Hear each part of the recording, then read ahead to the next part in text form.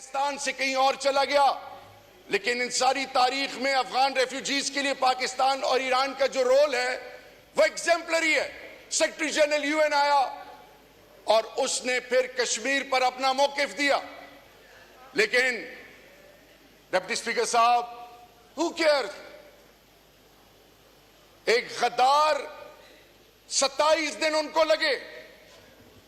जब मुझे इस्लामाबाद की रोडों पे लोग गले से खींच रहे थे, गालियां दे रहे थे कि तुम क्यों उस तरफ नहीं जाते, मेरे आधे जुमले को तोड़ के मेरे घर, मेरी बीवी, मेरे बच्चे, मेरे खानदान, मेरा बड़ा भाई बाप जैसा 58 दिन मिसिंग पर्सन्स में मेरी मां बहनों की तजलील की गई। फर्स्ट लाइन ऑफ डिफेंस था मैं उनके लिए। 2611 किलोमीटर का बॉर्डर, वो कबाइल जो 3% ऑफ डिविजिबल पूल आपने कमिटमेंट की थी मर्जर के बाद, जिसकी आईडीपी, जिसकी मां बहनों का भूल गए हैं, आज भी वो आपके लिए पाकिस्तान का अलम उठाए हुए खड़े हैं। लेकिन लानत है उस सोच पे जो आज उनकी तस्लील का सबब बन रहे हैं। मेरे डिप्टी स्पीकर साहब, आप सैयद हैं, आप सिंध की गैरतमंद धरती से आपका ताल्लुक है। आपकी लीडर मोहतरमा बेनजीर भुट्टो शहीद साहिबा, अपनी आप बीती जो उन्होंने बयान की, क्या ये सब जानते हैं, चाहते हैं कि इनकी माए बहनें उस प्रोसेस से गुजरे? सिविल सुप्रीमेसी का नारा किसने लगाया? चार्टर ऑफ डेमोक्रेसी किसने साइन किया? What was the sole thirst and objective of that? आज आप लोग किधर हैं? आज हमारी माँ बहनों, रेहाना डार मेरी माँ है, अली मोहम्मद खान की माँ मेरी माँ है, उनको अदालतों में, थानों में जिस तरह लाया गया, बुशरा बीबी आपके लिए कुछ भी हो, मेरी लिए माँ है। माँ, इस कौम, आप भी बहन हैं लेकिन बहन बनकर दिखाएं, इस कौम को आपने क्या मैसेज दिया कि निकाह के मामले में आप में इतनी सोच तो होनी चाहिए थी। मैं सख्त अल्फाज नहीं इस्तेमाल करता। आने वाली नस्लों को क्या दे रहे हैं आप लोग? पैसे तो बाद में भी कमा लेंगे। और यहां पे एक साहब हैं जिनको मैं अपना बड़ा भाई समझता हूं, जिनके बुजुर्गों, उनको पता ही नहीं है, शायद वो उस वक्त सऊदी में थे, मेरे उनके घर का आना जाना बचपन से था, सियालकोट से उनका ताल्लुक था, मुस्लिम लीग के पुराने स्टॉलवर्ट्स में थे, और आज उनकी औलाद और उनके साहबजादे के फौज के हवाले से, कौम के हवाले से, मेरे लीडर के हवाले से, ऐवान के हवाले से शर्म और गैरत दिलाने की बातें करते थे। मैं उम्र में बड़े हैं मुझसे, मुझे अपनी तरबियत इजाजत नहीं देती। आज आप लोग कहां पे खड़े हैं? आप इस चीज का इंतजार कर रहे हैं कि फिर इतने अरसे बाद एक दफा फिर जुल्फिकार अली भुट्टो शहीद के बारे में जब ये आज सुप्रीम कोर्ट फैसला करती है तो आप इस वक्त तक इस इंतजार में कि खुदा ना खास्ता फिर कोई ऐसा मौका है और फिर हाथ रगड़ते रहे।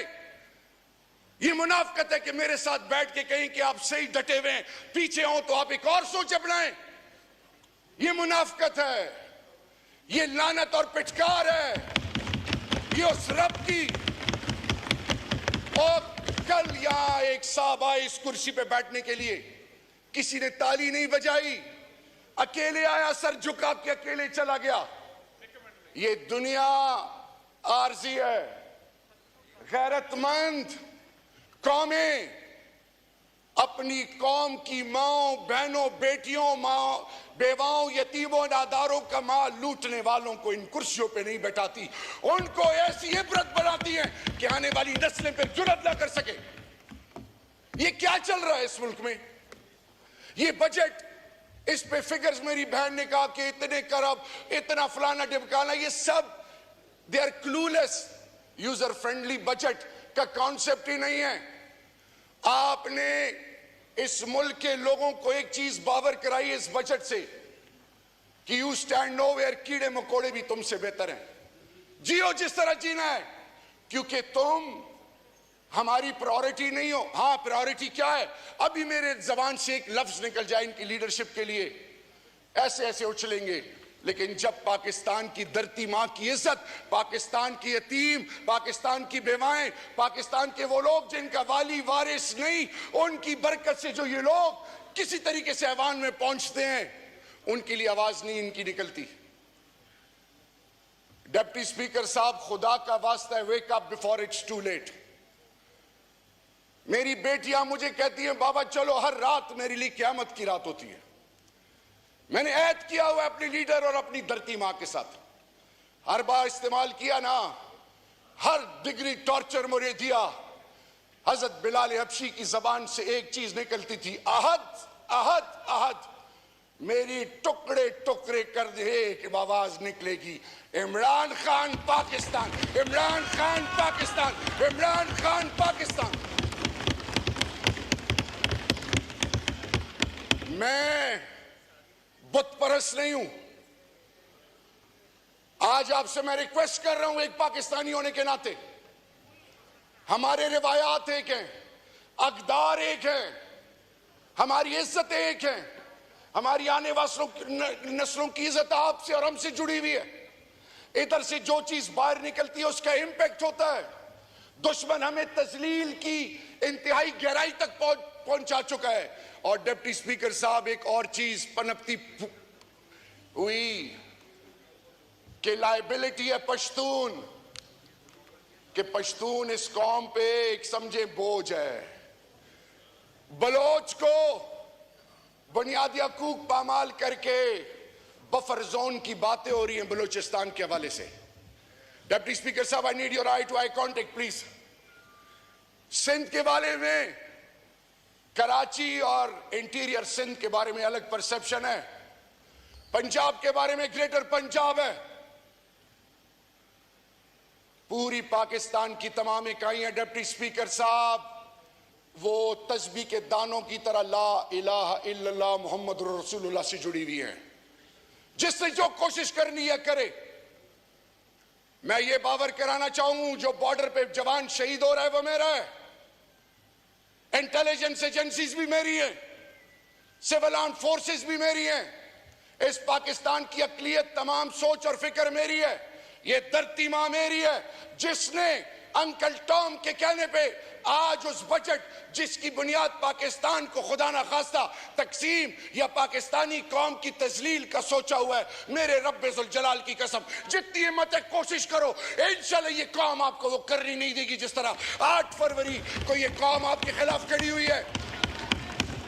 8 फरवरी को ये कौम खड़ी हुई और नई तारीख रकम की। पीपल्स पार्टी पार्लिमानी निजाम हुकूमत को बेहतर समझती है। मुस्लिम लीग नून, मुस्लिम लीग से नाम जुड़ा हुआ है। तहरीक इंसाफ, इंसाफ की बात करती है, rule of law, supremacy of law. Deputy speaker साहब, आम आदमी की इज्जत नफ्स का जनाजा ना निकालें। कोरम पूरा भी नहीं था, 2 दिन इनका, मिनिस्टर कंसर्न आ नहीं रहे। कितनी उम्र जी लेंगे? ये ना हो कि रोजे मैशर के दिन इमामुल अंबिया की शफात से महरूम हो। सिर्फ 2 बातें आखिर में। मेरी रिक्वेस्ट है, जो हराम खाएगा, जो हराम और हलाल की तमीज नहीं करेगा, उसका ठिकाना कहाँ होगा? मैं नहीं कहता। और आखिरी बात, इमरान खान हकीकत है, इमरान खान एक सोच है। हमारा काम है इस ऐवान में आके हक और सच बोलना। मैं सिर्फ आखिर में यह कहना चाहूंगा कि वो शख्स जो अंदर 71 साल की उम्र में, सिर्फ मेरी तरफ नहीं आपकी तरफ भी देख रहा है, वो अपने लानत भेजते हैं ना रोशनारों पे, लेकिन एक मैसेज है, खुदा के लिए कौमों की माओ बहनों बेटियों की इज्जत को पामाल ना करें। खुदा के लिए चादर और चार दीवारी को पामाल ना करें। खुदा के लिए इस पार्लियामान के तकद्दुस का एहसास करें।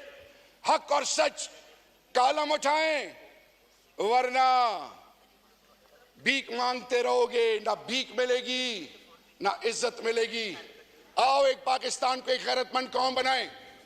और मैं अपनी बहन की बात की तस्दीक करता हूं और रिक्वेस्ट करता हूं, जाओ इमरान खान से माफी मांगो, फिर ये गैरतमंद पाकिस्तान कौन बनेगा इंशाअल्लाह। आपके लीडर, आपके माइक खोलें। अब से भी माफी मांगे, इमरान खान से भी माफी मांगे। हम इंशाअल्लाह इस कौम को अजीम कौम बनाएंगे। आखिर में डिप्टी स्पीकर साहब, I am extremely honoured and grateful for your patience. Pakistan, Imran Khan जिंदाबाद और पाइंदाबाद। शुक्रिया। वाइंड अप करने को कहा है सर। यहाँ पे हम बहुत सारी बातें करते हैं कि जी मुझसे पहले यहाँ पे दो लोगों ने बातें की थी, तो सर मैं ज़रा उनसे एक बात कहना चाहती हूँ कि आप हुकूमत चलाएं, लेकिन सर हुकूमत ख़वातीन को सड़कों पर घसीटने से नहीं चलेगी। दूसरा सर, आप हुकूमत ज़रूर चलाएं, लेकिन सर हुकूमत शायरों को शेर पढ़ने से पाबंद सलादत करने से जो है वो हुकूमत नहीं चलेगी। सर फिर तीसरा, आप ज़रूर हुकूमत चलाएं, लेकिन सर एहराम में बंधे हुए जो शख्स एहराम ओढ़ के हज के लिए जाता हो, सर उस शख्स को, इमरान रियाज को फ्लाइट से उतारने से भी आपकी हुकूमत नहीं चलेगी। सर तीसरी बात सर,